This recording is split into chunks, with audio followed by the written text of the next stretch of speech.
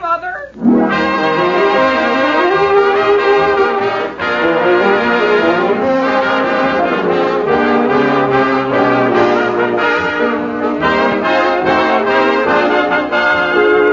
The Aldrich Family, written by Clifford Goldsmith, featuring the Broadway stars Ezra Stone and this week's special guest, Betty Field. Brought to you by Jell-O puddings, those delicious new desserts all America's talking about.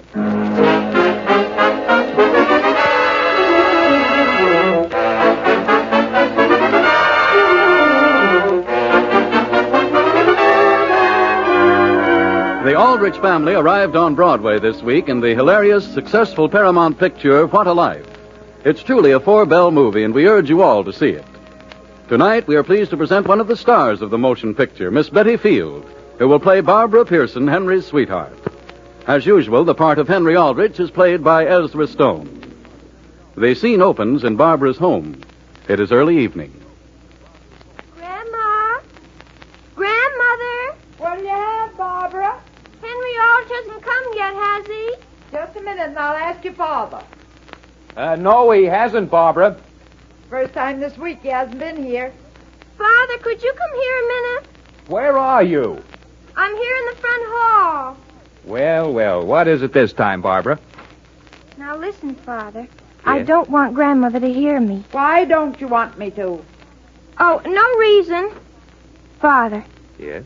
When Henry comes, would you do something for me? Well, what is it? I know it's awful, but I've got it all planned. I found out today Henry is seeing an awful lot of Constance Marshall. Who told you? Constance herself did. I see. But, Father, I've even seen them together. Charles, where's that box of candy we had around here last night? I haven't any idea. Father, when Henry does come, would you mind stepping into the room just once or twice and saying George Bigelow wants to speak to me on the telephone? Well, You will, Father, won't you? I'm just a bit surprised, Barbara. Father, it wouldn't be so terrible, would it? Don't you think I'm human? Barbara, I still think it'd be much better if you got your grandmother mixed up in this. But, Daddy, Grandmother wouldn't approve of it. You know she wouldn't. And exactly what makes you think I do? It's for Henry's own good, Father. Constance Marshall is so silly. Barbara, young ladies don't go about deliberately making young men jealous. Oh, but they do. I beg to differ with you. Well, sir, I'd give my eye teeth for a piece of that candy. Still had my eye teeth. Charles, somebody's at the front door. Please say yes, Father. Well, I'll think it over. That's practically yes. Tell Henry I'll be right down. Well, how do you do, young man? How do you do, Mr. Pearson? How are you this evening? Splendid. And, how is Mrs. Sanderson? She's splendid. No, she's not either. My digestion's terrible. Is that you in there, Mrs. Sanderson? Charles, tell Barbara Henry's here. I've been asking all evening where Henry is. Has she? No, I haven't either, Grandmother. I had to stop for a second and see somebody on the way over, Barbara. Oh. Oh, do you want to put your hat and that package down? I'll put my hat down, but I think I'll keep the package. Don't you trust us, Henry? Oh, I don't mind holding it. It only weighs 2 pounds. What's in it? Oh, just a little something. Well, Mr. Pearson, how do you find business? Very good, Henry. You know, my father was saying... Will you excuse me just a moment, Henry? That's all right. Henry, I went over to my doctor's today, Is that right? and I can't eat one blessed thing. Is that right? And I can't remember when I went to sleep last. Hello, Henry. Hello. Well, Here's a package for you. Be careful when you take it. It weighs 2 pounds. you shouldn't have done this, Henry. Well, aren't you going to open it? All right. Who did you drop in to see on your way over, Henry? Nobody in particular. It wasn't Constance Marshall, was it? All she wanted me to do was drop in and say hello. Oh. She's a nice girl. Barbara, Yes, Father? you're wanted on the telephone. Who is it? It sounded like George Bigelow. George Bigelow? Again? Oh. Will you excuse me, Henry? Sure. You mean you're going without opening it? I'll be right back. Certainly strange. I didn't hear that phone ring. Mrs. Sanderson, did Mr. Pearson say George Bigelow? He did. George Bigelow. Tell me, what do you honestly think of George? I'll tell you the truth, I don't think of him at all. Oh. What do you think of him? Oh, you can't get me to say anything against him. Very honorable of you.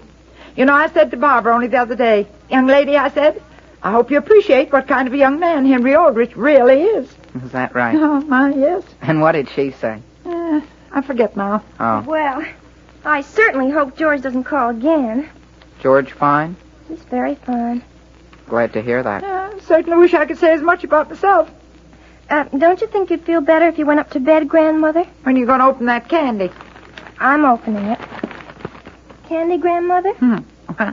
Well, just 2. Candy, Hen-ree? Oh, I didn't even know you were there. Thank you. Very good. Even if they do have enough. Shall we step out onto the front porch, Barbara? No, don't go out there and catch pneumonia, right? To prime your lives. Well, couldn't Barbara put on a coat, maybe? Oh, Barbara, Yes, Father? telephone. I think it's George Bigelow again. My goodness. I guess he just thinks I don't have anything else to do. Excuse me, Henry. I must be getting deaf. Henry, do you hear any phone ring? No, ma'am. What's the matter with you? With I? Whatever it is. Don't you do something about it? Well, what is there I can do? What's worth having is worth having, ain't it? You mean I ought to pound the daylights out of George? Well, he's out of him or out of Barbara. How? Well, then you can lay your hands on. That reminds me. Hand me that candy. But gee, if Barbara likes George, I don't see how socking him is going to help any. It'll certainly make you feel better, won't it? Even if he's older than I am? Listen, young man. I used to be as pretty as any of them in my day, and I know all the tricks of the trade. Yeah, did you used to fight? When the occasion demanded it, yes. Hey, are these all caramels? No, ma'am. Now, let me tell you something.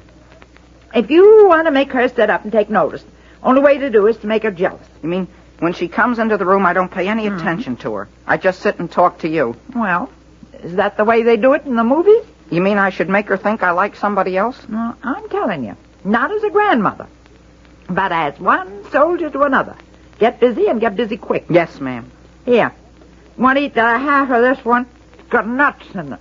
My goodness. George Bigelow.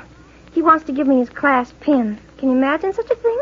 Well, I'm late as it is. Where are you going? No place. I just told Connie when I dropped in I'd be right back. Oh. I'm sorry I didn't tell George he could come over. No, why don't you call him back? Well, of course. Maybe I will. If his phone ain't wore out. Henry, what's that you're putting on the lapel of your coat? Nothing. Just a pin of Connie she asked me to wear. Where'd she get it? Her mother had it first. It's an old family heirloom. Let me see what it says. Vote the Democratic ticket. Yeah, the whole family comes from a long line of Democrats. Oh. I'm sorry you have to go, Henry. Well, maybe I can stay. I'm telling you, Hen-ree Al-drich, you're making the mistake of your life. But, well... But, Grandmother, I don't think we should force him to go. Henry? Well, I guess I have to go, Barbara. Goodbye. Oh, goodbye. I don't suppose we'll see very much of you from now on, will we? Why not? Yeah. I guess as time goes on, you won't. Well... Barbara, you're wanted on the telephone. Who is it? You better go to George. It's Constance Marshall. She's over at somebody's house and wants you to come over. Is that right? Oh. I'll answer it in just a minute. Who is this Constance Marshall? Constance Marshall is nothing but an NTS. What's an NTS? NTS is necktie straightener. Every boy she meets she has to straighten right away. Charles, who is Constance Marshall? Constance Marshall's father is one of the most active Republicans in this state. Is that right? I think I'll be going. I know what you're going to do, Hen-ree Al-drich. You're not going to Connie's house at all. But I am. Oh, no, you aren't. You're really going to some other girl's house. I hope whoever she is, you have an awful time there. But listen... No, I won't. I hate you, Hen-ree Al-drich. Young man, get out of this house. But Mrs. Sanderson... And don't you ever darken this doorway again. With chocolates filled with nuts and raisins. Get out! Yes, ma'am.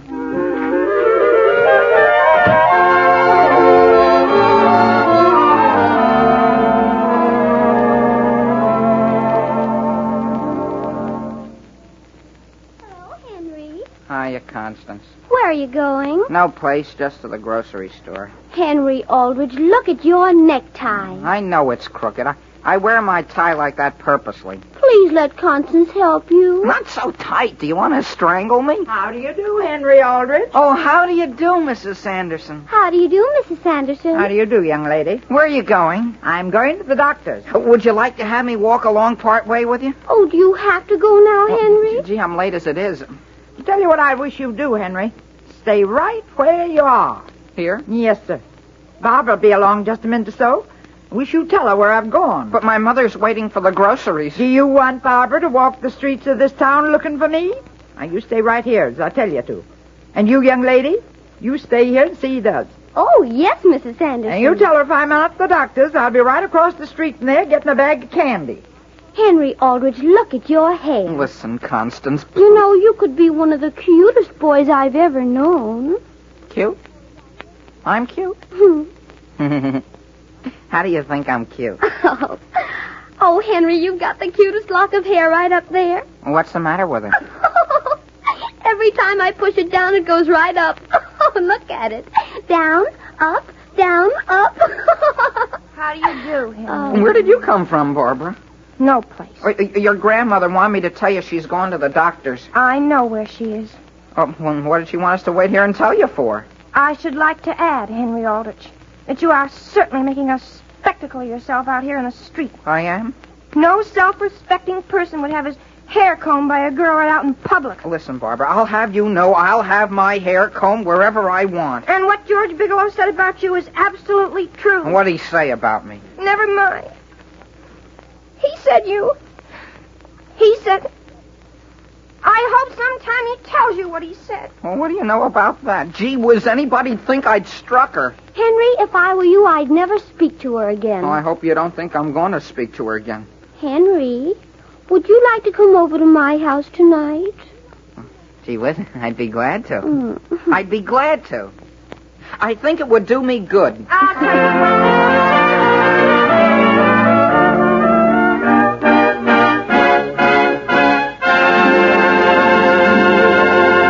Now, before Hen-ree Al-drich comes back, I want to say that if you happen to have an active, growing boy in your family, I know one thing. I know that you're kept plenty busy feeding that boy, because youngsters that age are always hungry, always on the lookout for something good to eat. Well, now, here's a dessert that every boy, and girl too, will say is a real smoothie. The new Jell-O butterscotch pudding. It has a swell, tempting color like gold-colored taffy. It's smooth and luscious, and it just can't be beat for real flavor. As rich and delicious as old-fashioned butterscotch candy. Jell-O butterscotch puddings bring you real, downright homemade goodness. And best of all, it's quick and easy to make. It takes you only a few minutes. There's no fuss or trouble. You just can't go wrong. Then try Jell-O chocolate pudding with that wonderful, real chocolate goodness, smooth and satisfying. And Jell-O vanilla pudding, cream-colored and tempting, with nuts or fruits folded in to make it even more delicious. All three new Jell-O puddings have that homemade richness you love. So try them all. Ask your grocer tomorrow for Jell-O butterscotch, chocolate, and vanilla pudding.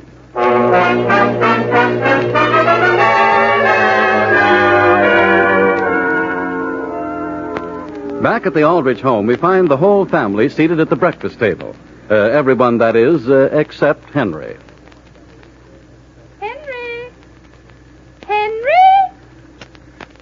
Henry! Mary, do you know whether Henry's up yet? He said he was getting up the first time you called. Father! What is it? Father, will you please tell Mary that if she sees Connie Marshall go by to flag her? Aren't you all dressed yet, Henry? Practically, Mother. My goodness, all Henry can think about is Constance Marshall. How is it he never sees Barbara Pearson anymore? Her grandmother won't let him near the house. What's the trouble? I don't know, except she said something about his going too far over something. And did I tell you about the picture I found under Henry's pillow? Of whom? Barbara's grandmother? Of Connie Marshall. And down in the corner it said, Constance to others, but constantly to Henry. Doesn't that make you positively ill, Mother? Please pass the salt. This whole business is something I shall never understand. Oh, forget it. By next week, he'll be over the whole thing. Mother! Yes, Henry? Have you any idea where my trousers might be? I thought you were all dressed. I am, Father. All but my trousers. They seem to be missing. Where did you wear them last? I think it was when I went to the movies. Don't tell me you left your trousers at the movies. Wear your brown trousers, dear. My brown trousers, but Mother Connie doesn't like those. She even tells him what clothes to wear. The next thing you know, they'll be announcing their engagement. It may be of interest for you to know that this is not one bit funny. But, Mother, I think it would be all right with Constance. How do you know? I heard her tell Henry only the other day that she believes in long engagements. Well, this would have to be a good long one because Henry still has a year and a half of high school and 6 years of college before he even begins to practice law. She may even talk him out of becoming a lawyer. Mary, you certainly are cheerful this morning. Mother, look out through the window. Look at what I see. Constance Marshall. Constance Marshall? She even comes here for breakfast now. Well, they selected a very excellent name for that child. Hello, Mary. Hello. I wondered whether you'd like to have me walk to school with you. Come on in, Constance. I guess you know my father, don't you? How do you do? How do you do? My goodness, Mr. Aldrich, you look like Henry. I? Only, of course, an awful lot older. Yes. Shall we start now, Constance? Has Henry left yet? Not yet. Where is he? We have no idea where he is. You mean Mr. Aldrich Henry has left home? Apparently he has. Constance, Henry's upstairs. We only think he's upstairs. No one in the family has seen him. We have simply heard sounds that might have come from Henry. Henry! Henry? You see? What did I tell you? Is somebody calling me? There's somebody down here to see you. Who is it, Mother? Oh, somebody. You mean to see me? Yes. Oh, I know who it is. It's Stinky Cameron. Hi, Stinky. Henry. I'll be down just as soon as I find my pants. Henry, it's not Stinky, and even if it were, I don't think you should call him that. Oh, he doesn't mind. Do you, Stinky? Henry! Father Thompson, come on up and help me find my pants. Henry, you're disgracing the entire family. In fact, it might interest you to know that Constance is down here. Yeah? So's General Grant. Hello, Henry. Well, gee whiz, where did you come from, Connie? Home. Well, why didn't anybody tell me? I'll be right down. Henry, have you got your trousers on? Oh, no, I'm glad you spoke about that. Excuse me. You better be starting, Constance. Oh, we've got loads of time, Mary. Not unless you want to be as late as Henry is. Goodbye, Mother. Goodbye, Father. Goodbye, Mary. Goodbye, Mr. Aldrich. Goodbye. Charming young woman. Oh, my goodness, Sam, I hope he'll get over it. You must remember, however, that someday somebody is going to marry that young woman. But it certainly isn't going to be Henry. It would be just our luck to have it be Henry. Wait for me, Mary. Wait for me. They've left Henry. They left without me? Well, of course. Well, goodbye, everybody. Come back here and eat your breakfast. But, Mother, do you want me to run right on top of a hearty meal? I want you to come back to this table. Where did you find your trousers? That's the strangest part of it. I found them on a chair in my room. On a chair. Yeah. Henry, where did you meet this Constance? I was a fine next to her. Henry, don't you think you should swallow your food before you talk? Yes, Mother. I'll answer you in just a minute, Father. There. I was assigned next to her. In what way? My seat. My seat in assembly. Oh, I see. Why were you asking? I was just wondering, what does her father do? He's an exterminator. He's a what? Just a minute. He's an exterminator. An exterminator? No matter what you have, even if it's rats, you call him and he'll get rid of them. Henry. That's right, Mother. He'll get rid of any kind of pest there is. He has never shown any disfavor toward his daughter? Don't you like Constance? Henry, in the past, your father and I have always permitted you to know anyone you wanted to. But somehow we don't care for this Connie. Why not, Mother? Well, putting it bluntly, you're much too nice for her. Oh, Mother, don't be absurd. Well, until she came along, I didn't care how I looked. Now look at me. Remember that bunch of hair that always used to stand up? Now I keep it combed down. And to tell you the truth, I miss that lock of hair. I miss it very much. You don't think I look improved? Oh, Henry, dear, when are you coming to your senses? In what way, Mother? Well, for 1 week now, you haven't touched your homework. You can't eat your meals. Well, I don't need food. Whatever became of Barbara Pearson? Barbara Pearson. Of course. Well, she was all right when I was young, Mother. You grew old 7 days ago? I've certainly changed since then. In what way, aside from putting Vaseline on your In hair? a lot of ways, Father. Well, just remember, son, we wouldn't have you lose your head for anything. Is that clear? Yes, Father. Now run on to school. Yes, sir. Only you've got the wrong idea about Constance. I'm quite sure one of us has. Goodbye. Goodbye. So long. Sam Aldrich, I'm worried sick.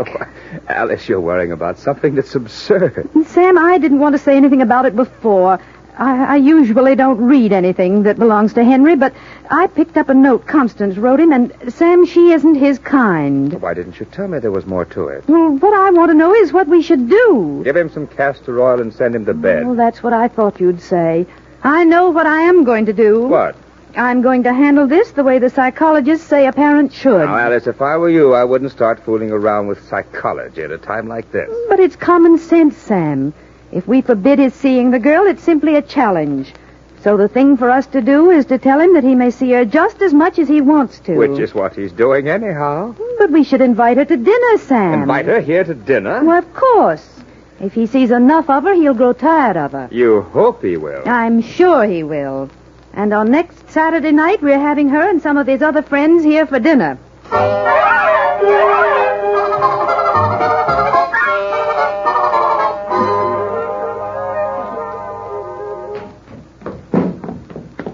Hiya, Connie. Henry, do you like my dress? Yeah, it's very pretty. I've got to see who's at the door. Oh, I let them in. It was George Bigelow and some other girl. Oh. Henry, let Connie straighten your tie. You always yank it so tight.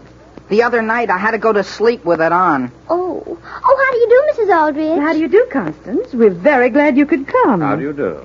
You'll find my family in the living room. Papa has to leave early. Oh, I'm sorry to hear that. He's got to go on a big job for somebody. You don't say so. This is the third time he's been there. He just nicely gets them out, and they always come back. Sam, come along.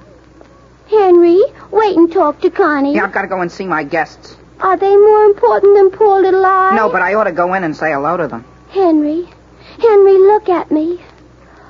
Oh, you've got the bluest eyes Connie has ever seen in her life. Yeah? Oh. Excuse me for interrupting. Oh. Got something in your eye, Henry? Gee whiz, Mrs. Sanderson. Hello, Henry. Henry, you didn't tell me Barbara was coming. No. Well, I understood this party was for me. I'm going in the other room and tell your mother what I think of it, Henry Aldrich. Henry, I know I shouldn't have come, even if your mother did say I should. But I'm glad to have you. I'm glad to have both of you. No, I'm not staying. I just came to make sure she got here. Where's your mother? In the next room. I'll just slip in and say hello.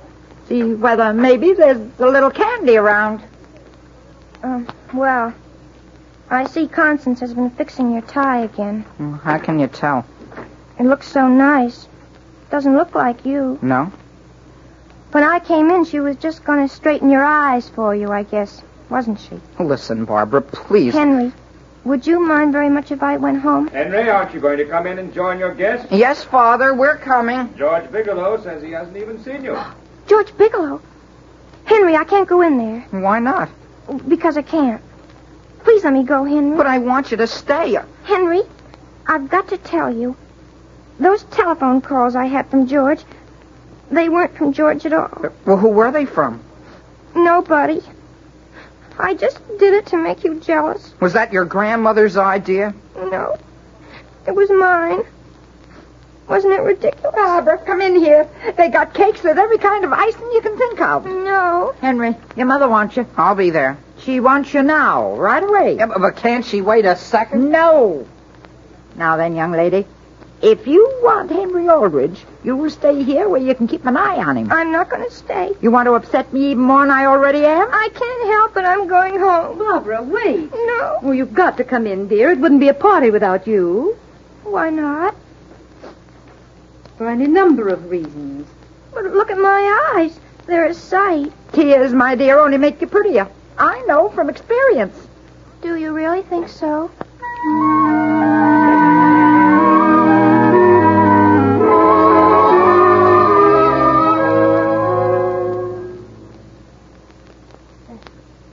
Sam, Well, you been asleep yet? of course. I've been thinking about that party. And you said I didn't understand psychology. Well, I didn't say that. I said you were taking a gamble. Just think we won't have to worry about that awful Constance Marshall or the idea of Henry's ever giving up law or getting engaged before he leaves high school. I guess sure. Things usually work out for the best. Just Provided naturally. you give him a little assistance. By the way, have you heard Henry come in yet? Don't believe I have. Oh, my goodness, what time is it? It's, by the clock on the bureau, it's 10 minutes to 2. Sam Aldrich, Henry has never stayed out this late before in his life. I thought you weren't going to worry anymore. Oh! Henry, is that you? Yes. Where have you been, Hen-ree? No place. I just walked home with Barbara, and then I had to wait until her grandmother went to bed. Come in here and say goodnight to us. I want to thank you for the swell party. Barbara said she had a very nice time. Sit down here on the edge of the bed. Henry, you're sitting right on my ankle. Well, I'm sorry, Father. I didn't know it was there. Where did you think it would be? Henry, move your head over toward the light from the door. What for? Oh, Henry, I could almost cry. Why? That old lock of hair. It's standing straight up again. Yeah.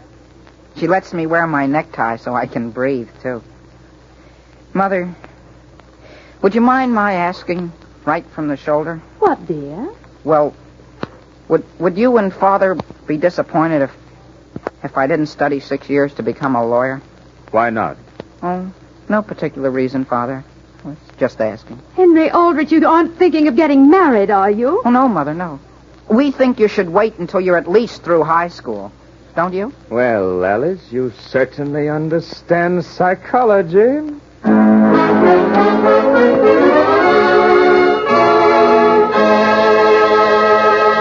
Ladies and gentlemen, once there was a husband who was very fussy about his desserts. He liked puddings, but only the kind of puddings that his wife made for him. Well, of course, it's a lot of work to make good puddings, so this man's wife decided to play a little trick on him. What happened? Well, the wife who wrote us about this is right here in person, Mrs. Florence C., who lives at 25 Hillside Avenue, Washington Heights, New York City. Here's your letter, Mrs. C. Would you read us the rest of what you wrote, please? Certainly, Mr. Von Zell. I decided to try Jell-O chocolate pudding. It only took me a few minutes to whisk it up, and when supper time came, there it was, a big bowl full of rich, creamy, smooth chocolate pudding. Well, my husband came right back for the second helping. Said it was the most delicious pudding I had ever made. So then I told him about it. Told him that I had used the new Jell-O chocolate pudding.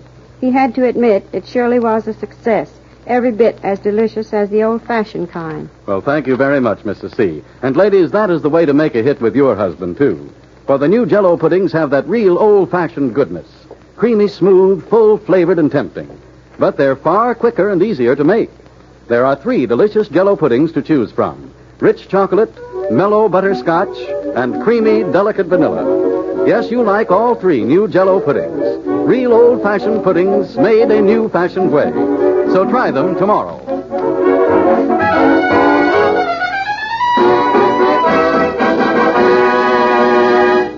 Barbara, Yes, Henry. are you sure your grandmother's gone to bed? Thank heavens she has. Well, do you mind my asking you something? What is it, Henry? What, would you like to go to a football game with me Saturday? Of course I would, Henry. If you go, Henry, I give you the money to get a seat for me. Well, Grandma's in again, but be sure to tune in again next week for further adventures of Hen-ree Al-drich. The Aldrich Family, starring Ezra Stone, is written by Clifford Goldsmith. Tonight's special guest was Betty Field, star of the stage and screenplay What a Life, and she'll be back with us again next week. Original music is composed and conducted by Jack Miller. Harry Von Zell speaking and wishing you good night for those delicious new desserts all America's talking about. Jell-O pudding. This is the National Broadcasting Company.